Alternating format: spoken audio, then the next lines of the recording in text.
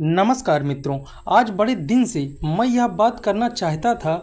बहुत दिनों से मैं यह बात सोच रहा था कि हमारे देश में ऐसी क्या तकलीफ है जो एक्चुअली ग्रो नहीं कर पा रहा। वन ऑफ द बिगेस्ट जो 50% महिलाएं हमारे देश में हैं, उनके ऊपर किसी ने कभी सोचा ही नहीं, ना कि और किसी ने कभी ध्यान ही नहीं दिया। एक ऐसा टैलेंट छुपा है जो हमारे देश में उनको दबाया गया है। मैं आपको एक बात बताऊं, एनएसएसओ की एक रिपोर्ट में केवल 4% महिलाओं का वीमेन पार्टिसिपेट ऑर्गेनाइज सेक्टर है हमारे देश के अंदर। जहां तक कैपिटल बड़ी पावरफुल कंट्री में एक औरत का 71% से 75% का पार्टिसिपेट होता है, वहां कोई आज नौकरी नहीं देना चाहता औरतों को। क्यों नहीं देना चाहता? वह गर्भवती हो जाएंगी और उनकी शादी हो जाएगी, अरे इसके बच्चे हो जाएंगे और वह काम पर नहीं आएगी। उनको नीचा दिखाओ, डाउन करके देखो, और उनको डाउन करके देखा जाता है।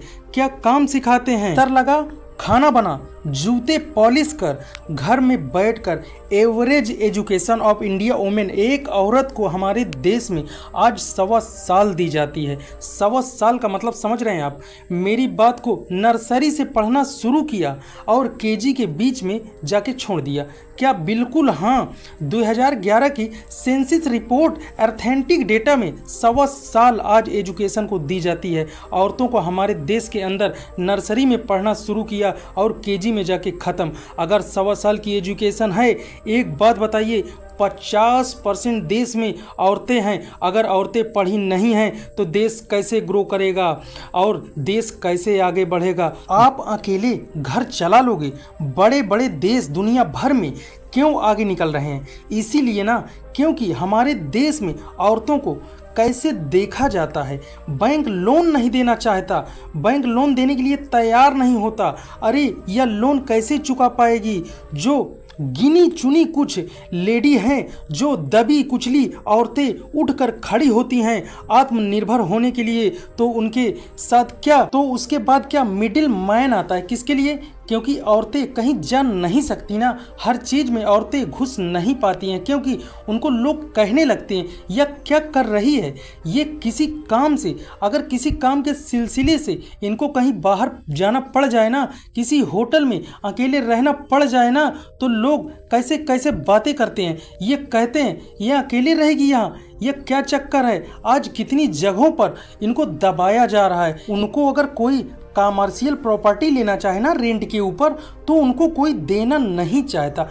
पता नहीं किराया दे पाएगी या नहीं दे पाएगी। सपोर्ट के मामले में उनको कोई सपोर्ट देना ही नहीं चाहता। उनको केवल नीच के रूप में देखा जाता है। अरे वो नीच देखने वालों, आप अपने देश, अपने घर को नीच कर रहे हो, क्योंकि ना देश आगे बढ़ रहा है और ना तुम्हारा परिवार आगे बढ़ रहा है। बस ये मानसिकता की दिक्कत है और कुछ नहीं। वर्ल्ड बैंक 2017 की रिपोर्ट के हिसाब से भारत इकोसिस्टम एक्सेप्ट ही नहीं करता। औरतों को पनपने के लिए औरतों को दबाया जाता है, औरतों को सोचा जाता है यहाँ काम करने के ही लायक हैं, बल्कि इसी देश में नैना लाल की दुहाई दी जाती है, जो कि इसी देश से अरुंधति निकली, इसी देश से शहनाज हुसैन एक बहुत छोटे से परिवार से, मिडिल क्लास से निकली और आई, जिन्होंने हर्बल प्रोडक्ट को लेकर दुनिया में आज सबसे बड़ा नाम कमाया। इसी देश की लड़की थी कल्पना सरोज,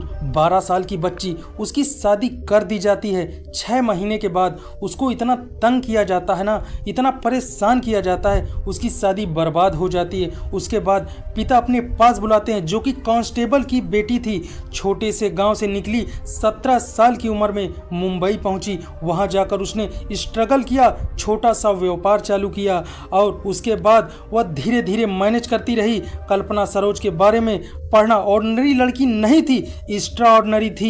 उसके बाद थोड़ी सी जमीन लेकर उन्होंने एक सिख कंपनी जो कमानी ट्यूब जो बर्बाद हो चुकी थी, बंद हो चुकी थी, उसको खरीदा। उसके बाद उसमें सारे केसेस निपटाए और उनके पैसे चुकाए। आज उस कंपनी ट्यूब को एक मल्टी मिलियन डॉलर में खड़ा कर दिया। आप देख रहे हैं, यही लड़की है वो। हमारे देश की लड़कियां यही हैं हमारे देश की लड़कियां इतना प्रोटेक्शन लेके बैठी हैं ना। इमोशनल और फैशन स्ट्रेस औरतों में ज़्यादा होता है पुरुषों के मुकाबले, जिनके कारण इनका टॉलरेंस लेवल बढ़ जाता है, इनका सहने की क्षमता बढ़ जाती है। देखो, सिर्फ समझने की बात है कि पाकिस्तान की वो लड़की 12 साल की जो 3 गोलियां खाई और सबने क्या कह रही थी, पढ़ने दो यार, सिर्फ पढ़ने दो, इंकरेज करो। यह लड़की अपने परिवार के साथ दूसरे परिवार 2 परिवारों को सुख देगी, लेकिन आपका बेटा सिर्फ एक परिवार को सुख देगा, लेकिन आपकी बेटी 2 परिवारों को सुख देगी।